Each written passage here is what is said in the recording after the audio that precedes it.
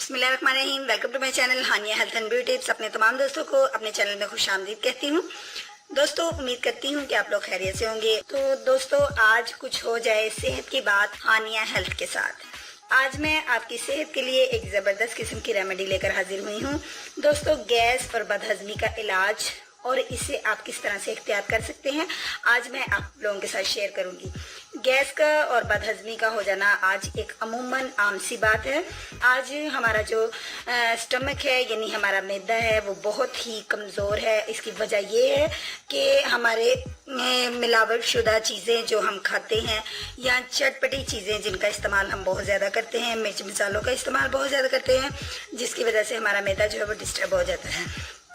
और इसके साथ साथ हमें खट्टे डकार आते हैं, सीने में जलन होती है और तजाबियत फील होती है। इन तमाम की जड़ क्या है, हमारा मैदा जो है वो एक्सेप्ट नहीं कर पाता इन चीज़ों को। तो दोस्तों, आज मैं शेयर करूंगी एक इस तरह की आपके साथ रेमेडी जिसको इस्तेमाल करके आप अपने स्टमक को यानी अपने मैदे को बहुत ज़्यादा पावरफुल बना सकते हैं।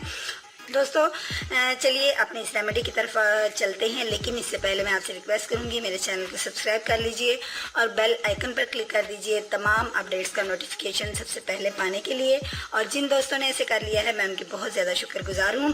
दोस्तों, आप स्क्रीन में देख सकते हैं कि मेरे सामने ये 3 चीज़ें हैं। 3 चीज़ों से आप बाखूबी वाकिफ़ होंगे। मेरा फर्स्ट इंग्रेडिएंट जो है ये अनारदाना है और सेकेंडली आप देख सकते हैं कि मेरे पास पुदीने की पत्तियाँ हैं यानी पुदीना है मेरे पास, और ये फ्रेश पुदीना है। और इसके साथ जो मेरे साथ थर्ड इंग्रेडिएंट मेरे पास है वो है अदरक का मुरब्बा। जी हाँ, ये अदरक का मुरब्बा है। इन चीज़ों को आपने किस तरीके से इस्तेमाल करना है मैं आपके साथ शेयर करूंगी, लेकिन इसके साथ साथ मैं आपको ये भी बताती चलूँ कि अगर आप अदरक का मुरब्बा यूज़ नहीं करना चाहते तो आप खाली अदरक भी यूज़ कर सकते हैं। लेकिन इसका इंतखाब मैंने इसलिए किया है कि ये आपको जो मैं तैयार करूँगी इसको बहुत ज़्यादा टेस्टफुल बना देगा। दोस्तों, हमने इन तीनों इंग्रेडिएंट की चटनी तैयार करनी है। जी हाँ, अनारदाने को अच्छे से वॉश कर लीजिए।